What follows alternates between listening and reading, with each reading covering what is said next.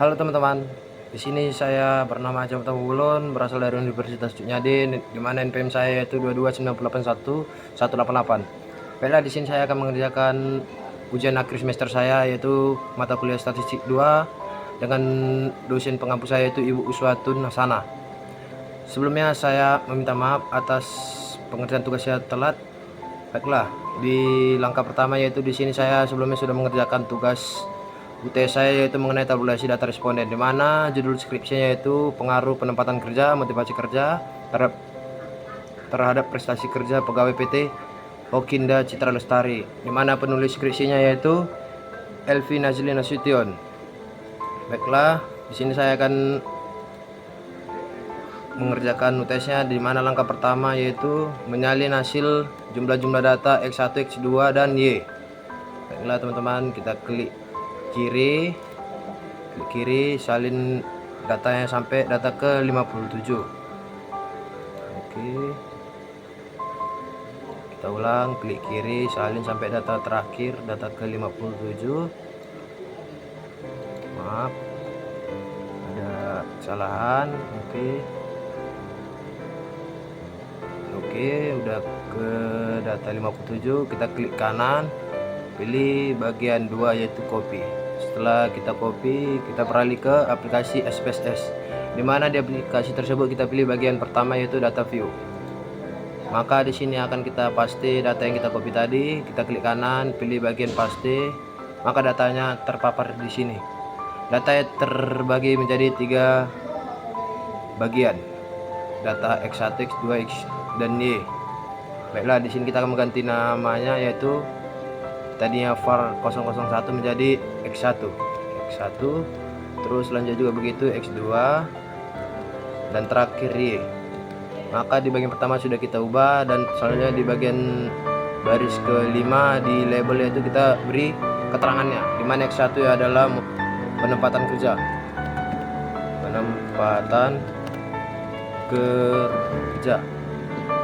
selanjutnya di X2 nya yaitu motivasi kerja,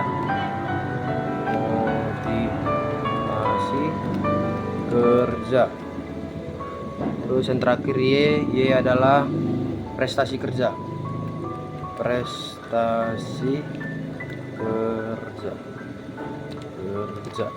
Oke, terus di bagian selanjutnya itu di baris kedua dari ujung di samping rule. Di sini bawahnya oknum, menjadi kita ubah menjadi skill. Ketiga bagian tersebut X1, X2 dan Y kita ubah menjadi skill ketiganya. Terus selanjutnya di bagian baris atas ini ada kan bagian file, edit, view, data dan transform. Maka kita pilih bagian analyze. Terus di bagian analyze kita pilih bagian regression. Terus selanjutnya di sampingnya kita pilih bagian kedua yaitu linear. Setelah itu di linear tersebut ada 2 bagian yaitu dependent dan independent. Di dependent ini kita pindahi data Y-nya. Terus selanjutnya di independent di block 1 of 1 kita pindahi data X1 dan X2. Selanjutnya kita pilih bagian statistik di sebelah kanan. Kita hidupkan di bagian collinearity diagnostiknya. Oke. Setelah itu klik continue, selanjutnya plot kita pilih sheet di X, teman-teman, sheet ini ke X, terus zip rate-nya ke Y. Oke, setelah ini kita klik continue, lanjut di baris ketiga kita pilih bagian residual, di mana kita tentang bagian pertama unstandardized. Setelah itu klik continue, maka sesudah kita lalui tahap tersebut di bagian statistik, plus dan save, kita selanjutnya mengklik bagian OK. Maka data tersebut akan dipaparkan oleh SPSS. Baiklah, di hasil data simpulan SPSS tersebut yaitu regression, di mana data pertama itu variabel entered atau removed, dan di tabel kedua itu model summary, tabel ketiga ANOVA A, keempat koefisien A, kelima culinary diagnostik, dan keenam residual statistik, dan yang terakhir scatter plot. Terus sebelumnya saya kan sudah mengerjakan tabel normalitas, maka di sini kita akan mengulang tab yang sudah saya kerjakan tersebut. Kita pilih analyze, pilih bagian non parametric tense, terus pilih bagian legacy dialogues. Di bagian legacy dialogues pilih one sample PS. Terus di sini kan terdapat empat bagian file. Kita pilih bagian unstandard residual res1 ini yang sudah kita kerjakan tadi. Kita pindah ke sebelah kanan di test variable list. Setelah itu kita klik OK, maka data normalitasnya sudah keluar, tabel normalitas. Di sini n-part test, one sample cognorop sinorop test yang sudah pernah saya kerjakan sebelumnya di memenuhi tugas UTS saya, ujian tugas semester saya di mata kuliah statistik dengan dosen pengampu Ibu Uswatun Nasana. Terus selanjutnya sesudah kita menemukan tabel-tabel tersebut, kita beralih ke PowerPoint saya yang sudah saya kerjakan sebelumnya untuk menjelaskan hasil dari SPSS saya. Setelah PowerPoint-nya, di slide pertama di sini akan menjelaskan perumusan hipotesis, di mana perumusan tersebut terdiri dari 4 bagian. Bagian pertama yaitu H1. H1 menjelaskan yaitu terdapat penempatan kerja, di mana penempatan kerja tadi X1, dan terhadap prestasi kerja itu Y.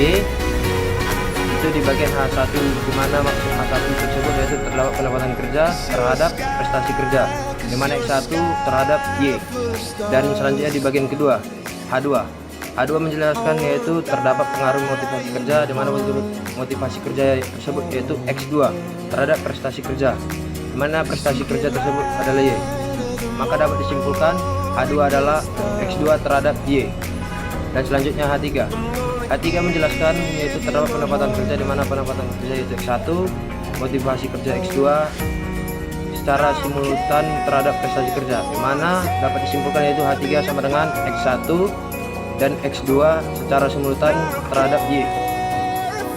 Terus di poin terakhir yaitu di poin keempat, di mana tingkat kepercayaan 95% pangkat A sama dengan 0,005. Itu sudah ketentuan statistik. Oke, di slide selanjutnya yaitu dasar pengambilan keputusan, di mana dasar pengambilan keputusan tersebut kita akan melakukan uji T.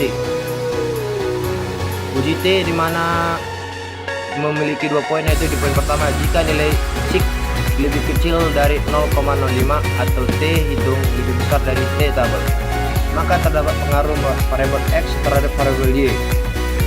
2. Jika nilai SIK lebih besar 0,05 atau T hitung lebih kecil dari T tabel, maka tidak terdapat pengaruh variabel X terhadap variabel Y.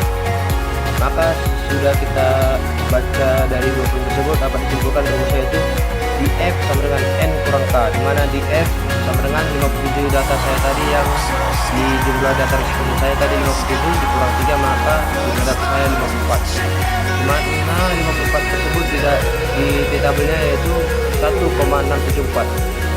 Nah teman-teman, kita akan membuka tabel saya.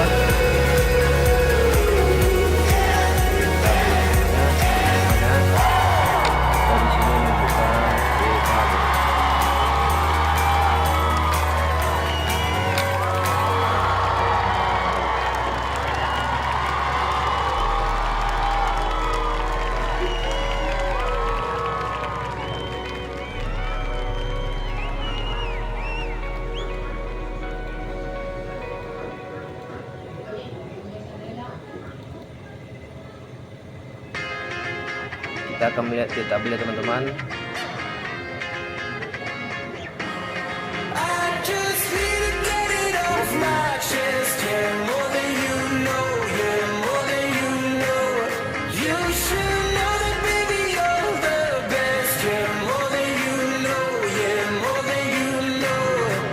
Di tabel ini teman, buka. Oke, ini teman-teman, dari penjelasan tadi maka dapat ditemukan atas ketentuan statistik yang sudah berlaku di tabel saya tadi jumlah data 54 data, ini dia 54 data di baris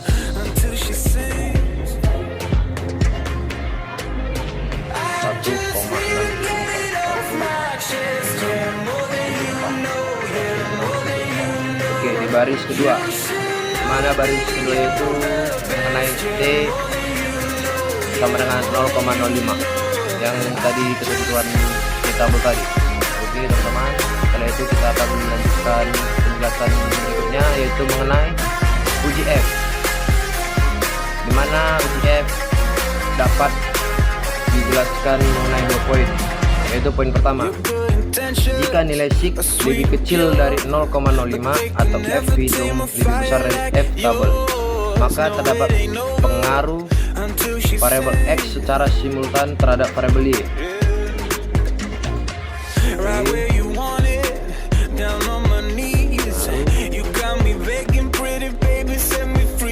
Pengaruh variabel X secara simultan terhadap Y. Terus di poin kedua, yaitu jika nilai sig lebih besar dari 0,005 atau F hitung lebih kecil dari F tabel, atau sebaliknya F tabel lebih kecil dari F hitung, maka tidak terdapat pengaruh variabel X secara simultan terhadap variabel Y. Maka dari 2 poin tersebut dapat kita jelaskan rumusnya, yaitu di F sama dengan N kurang K kurang 1. N tersebut itu jumlah data responden saya tadi 57 dikurang 3 dikurang 1, maka dapat ditetapkan itu menjadi 53 data.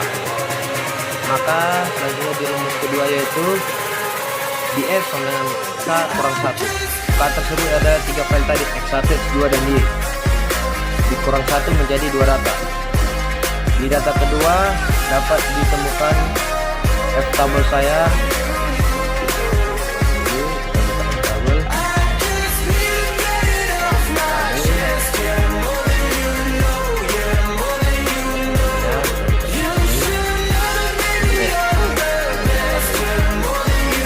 Oke, ini tabel uji F ini sudah ditentukan secara statistik ya teman-teman ya. Dimana saya tadi terdapat 2 bagian tadi kan. Ini di bagian kolom kedua, dimana jumlah data saya tadi 53 data ya teman-teman ya. 53 data, ini dia 3,172 pasti teman-teman ya. Maka F tabel tadi totalnya adalah 3,72, dimana 3,72 tadi terdapat dalam tabel F uji F nya di bagian data responden 53 di baris kedua. Ini teman-teman ya, kita garis besarkan. Oke, terus selanjutnya di bagian slide keempat, di sini saya akan menjelaskan mengenai uji normalitas. Dimana uji normalitas tadi sudah kita lakukan di SPSS tadi, yaitu mengenai tabel one sample Kopnorov Sinorov test tadi yang sudah ada di SPSS tadi. Kita buka sekali lagi di bagian terakhir tadi, ini one sample Kopnorov Smirnov test, dimana terdapat 3 bagian, yaitu tes normal dan B kalkulator form data dan ketiga literal form signature correction. Sebelumnya saya sudah mengerjakan itu. Data normalitas saya berjumlah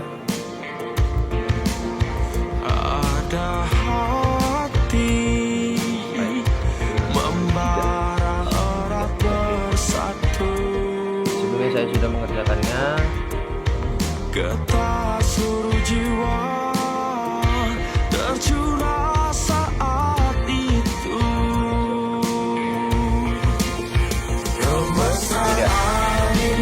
Sebelumnya saya sudah mengerjakan itu nilai tabel R untuk di F, dimana rumusnya itu 57 kurang 2, maka jumlah data saya 53 data responden, dimana di data 53 5 data responden tadi terdapat ketentuan nilainya yaitu 0,2609.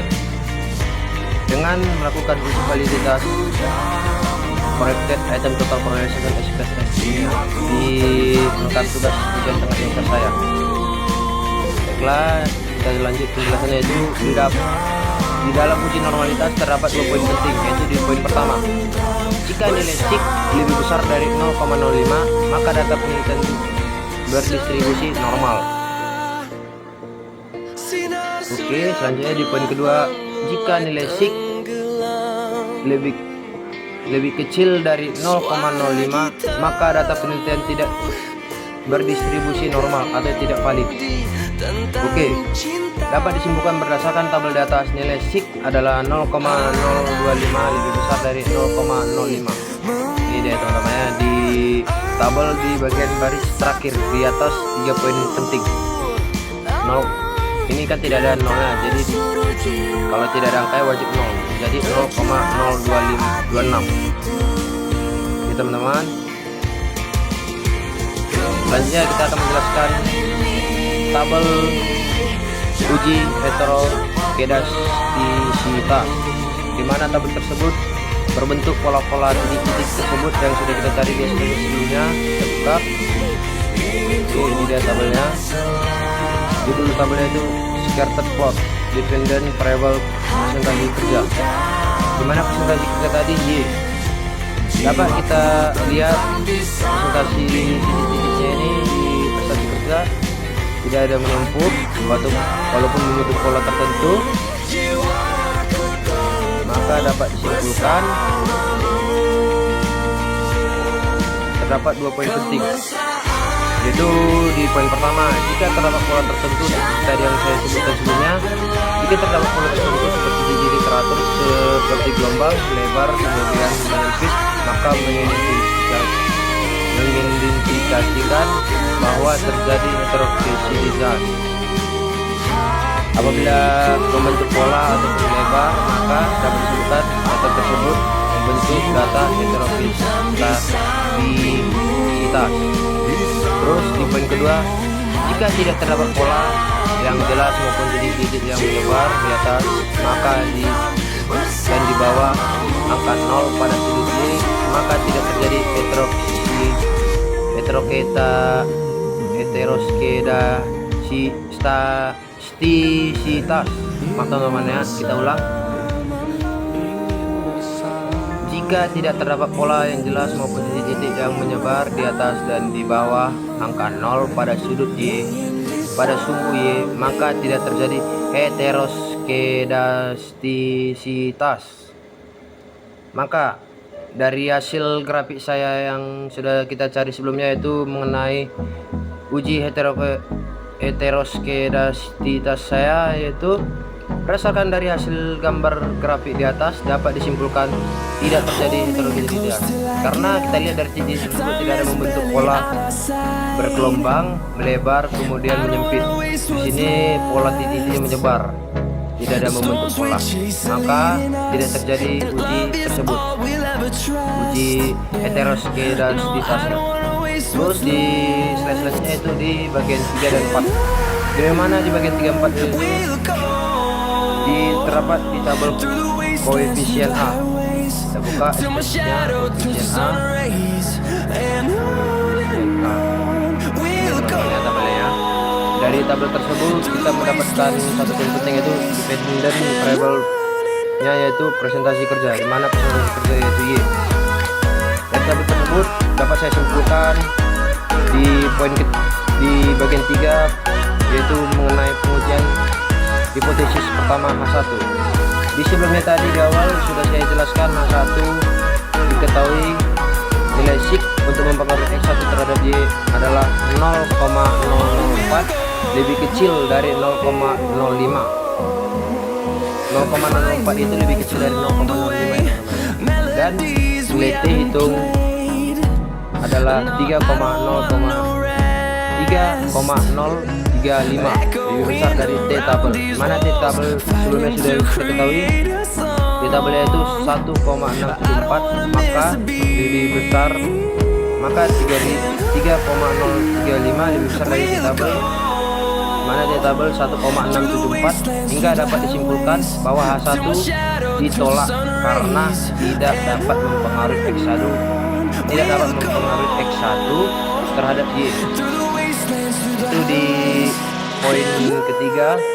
Terus selanjutnya di poin keempat, pengujian hipotesis H2, di mana dapat dijelaskan diketahui nilai sig untuk mempengaruhi X2 terhadap Y adalah sebesar 0,431, lebih besar dari 0,05, dan nilai T hitung minus 0,794, lebih kecil dari T-table 0,674, sehingga dapat disimpulkan bahwa H2 ditolak karena tidak dapat mempengaruhi X2 terhadap Y.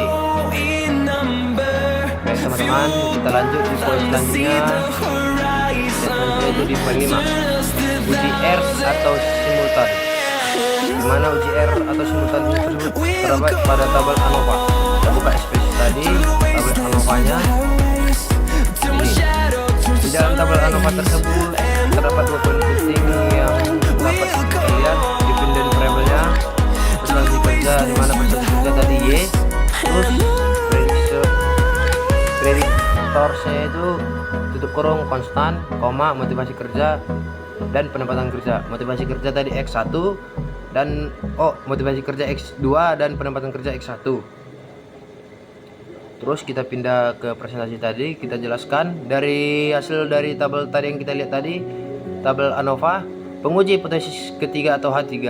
Berdasarkan tabel di atas diketahui nilai signifikasinya untuk pengaruh X2 dan X1 dan X2 secara simultan terhadap Y adalah 0,000, lebih kecil dari 0,005, dan nilai T hitung 162,302, lebih besar dari F tabel yaitu 3,226, sehingga dapat disimpulkan H3 diterima, yang berarti terdapat pengaruh X1 dan X2 secara simultan terhadap Y.